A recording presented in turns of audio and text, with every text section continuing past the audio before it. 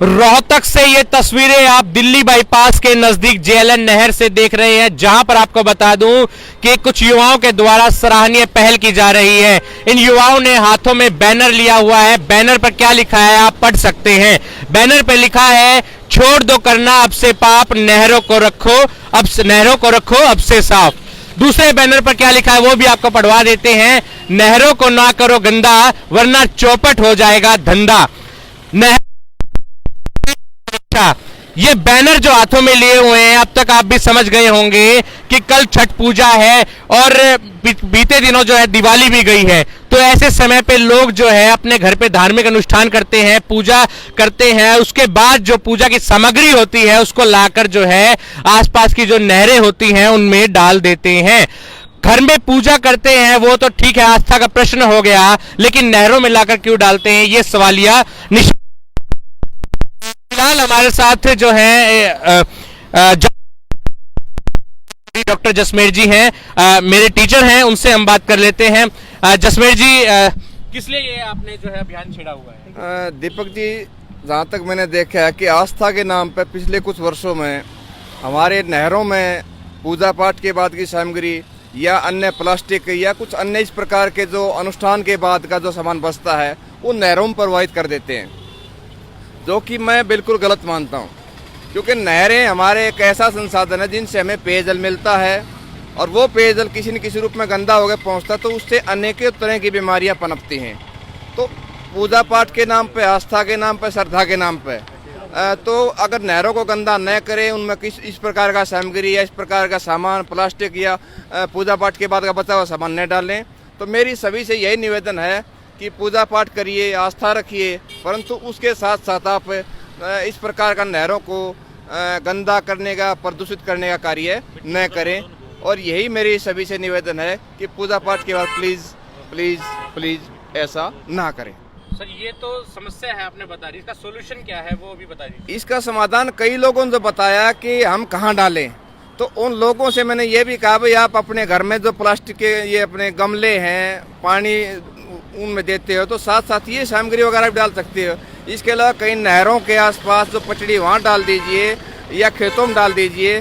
तो पानी में अगर डालोगे तो वो दूषित होगा, कहीं ना कहीं हम तक पहुँचेगा। तो पानी में न डालें, यही मेरी निवेदन रही। हर बार मैं यहाँ नेहरू पार्क खड़ा भी हुआ, लोगों से निवेदन भी किया, तो सभी ने एक ही चीज़ बताई कि हमारे पुरोहित ने बताया, हमारे पंडित जी ने बताया है, ये शास्त्रों में लिखा है, ये उन्होंने बताया। परंतु हमने जहाँ तक अध्ययन किया, या मेरे ये जो बच्चे हैं, स्टूडेंट भी हैं, इसमें मेरे साथी भी हैं, नौकरी पेशा भी हैं, करने वाले हैं, इन्होंने यही बताया कि हमने काफ़ी अध्ययन किया, कहीं पर ऐसी चीज़ें नहीं मिली, कहीं लिखित में नहीं मिली कि पूजा पाठ के बाद ये सामग्री नहरों में ही चलते पानी में प्रवाहित की जाए। तो मेरा यही निवेदन है कि इस प्रकार के अनुष्ठान के बाद ऐसा सामान नहरों में न डालें। धन्यवाद सर। भाई, आप अभियान छेड़ रहे हैं, आप किस लिए इस अभियान से जुड़े? सर, पहले तो मैं आपकी सोशल मीडिया का बहुत धन्यवाद करना चाहूँगा, जिन्होंने हमारी इस मुहिम को जो कि हमारे सर जसमेर हुड्डा जी के द्वारा शुरू की गई थी, आपका धन्यवाद। ये मुहिम इसी कारण शुरू की गई थी जब जो अपनी नहर जो अपनी गंदे हो रहा, पानी जो अपना गंदा हो रहा। देखिए, आपने एक बात तो सुनी होगी, भगवान को, इस प्रकृति को जो हम देंगे वो डबल वापिस हमें मिलेगा। अगर हम अच्छी चीज़ देते हैं अच्छी वापस मिलेगी, और गलत चीज़ देते हैं तो गलत वापस मिलेगी। हम प्लास्टिक इसमें डाल रहे हैं, पॉलीथीन इसमें डाल रहे हैं, तो जो उसका नुकसान हो रहा है वो डबल नुकसान करके हमें वापस मिलेगा। हम इसमें अगर लकड़ी या फूल डाल रहे हैं तो उसका भी हमें डबल मिलेगा। लेकिन अगर हम कोशिश करेंगे कि जो प्लास्टिक का जो हम आजकल तो इको ब्रिक्स बना रहे हैं, उस प्लास्टिक के आप इको ब्रिक्स बना सकते हैं। जो अपनी सामग्री जो पूजा पाठ के बाद बचती है उसकी हम अपने पेड़ पौधे में डाल दें तो वो बहुत अच्छी उसका रिजल्ट रहेगा।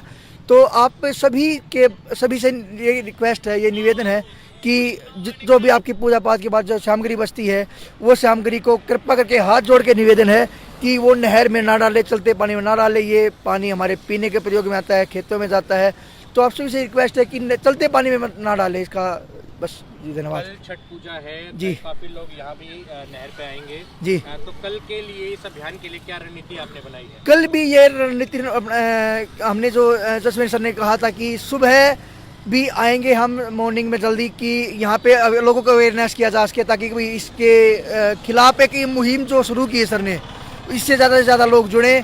और कल शाम को 4 से 6, 4 के बाद देखते हैं, जब तक शाम तक बिल्कुल रेड तक रहेंगे।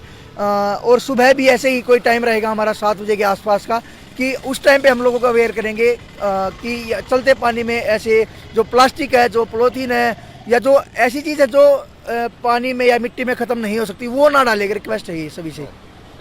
जी धन्यवाद। तो तस्वीरें आप रोहतक के दिल्ली बाईपास के नजदीक झेलम नहर के नजदीक से देख रहे थे, जहां पर ये कुछ युवा जो हैं, युवा साथी जो हैं पहल चला रहे थे। एक युवा साथी और है, उनसे भी हम जान लेते हैं। सर, किस लिए ये अभियान आप चला रहे हैं और आप इस अभियान से क्यों जुड़े? ये अभियान सर ने चलाया हुआ है और ये अभियान जो है सबसे ज़रूरी है, क्योंकि मनुष्य की सबसे बड़ी आवश्यकता है पहली सांस की है। सांसों का हाल आपने पिछले दिनों देख लिया, पर्यावरण का जो नुकसान हमने किया है। सांसों के लिए सिलेंडर लेके हम घूमते हैं। और दूसरी सबसे बड़ी आवश्यकता जो है पीने का पानी नहीं है। पीछे एक सर्वे किया गया पूरे विश्व में, जिसमें हमारा एक शहर था चेन्नई, जो पूरे विश्व में पहले नंबर पे था, जिसमें पीने के लिए पानी नहीं है। ट्रेनें मंगवाई गई पीने के पानी की। वही हाल अब रोहतक का होगा, हमारे दूसरे शहरों का होगा। 2030 तक या 2050 तक 25% शहर ऐसे होंगे जहां पीने के लिए पानी नहीं होगा। और उस पानी का नाश करने के ऊपर हम तुले हुए हैं। तो उसको कौन भुगतेगा? हम भुगतेंगे, हमारे बच्चे भुगतेंगे। तो जरूरी है कि हम इन चीज़ों का विरोध करें। अगर कोई डालता है तो उनको समझाएं, किसी तरह से मनाएं कि भाई पानी को गंदा मत करो। ये मनुष्य की सबसे बड़ी आवश्यकता है और सबसे जरूरी है कि हम इसकी जितनी रक्षा कर सकें, सरकार से भी और हम अपने दूसरे लोगों से भी यही रिक्वेस्ट करेंगे कि भाई इसके लिए भी काम करें। हम भी कर रहे हैं, आप भी करिए। सबका काम है, ये पर्यावरण सबका है, किसी अकेले का, जसमेर जी का नहीं है, नवनीत जी का नहीं है और किसी भाई का नहीं, हमारा सबका है और सबका नुकसान है। इसलिए समझ जाइए और पानी जो है उसको बचाइए। Thank you. ये युवा साथी भी जो हैं, ये भी घर पर बैठ के यही लाइव देख सकते थे, लेकिन ये सड़कों पर क्यों उतरे? इन्हें सड़कों पर क्यों उतरना पड़ा? ये पानी जो है केवल इन्हीं का नहीं है, पानी आपके घरों में भी आता है। ये पानी पर सभी का अधिकार है और पानी को साफ रखना भी सभी की जिम्मेदारी है। पूजा पाठ किसी एक के घर में नहीं होता, सभी के घरों में होता है। ऐसे में जो पूजा सामग्री होती है उसको कहां पर डालना है, इसके लिए अवेयर करने के लिए जो है इन युवाओं ने अभियान छेड़ा है। कल ये फिर से जो है यहां पर पहुंचेंगे, एक बार फिर से हम इनका लाइव आपको जो है फिर दिखाएंगे। रोहतक न्यूज लाइव के लिए मैं दीपक।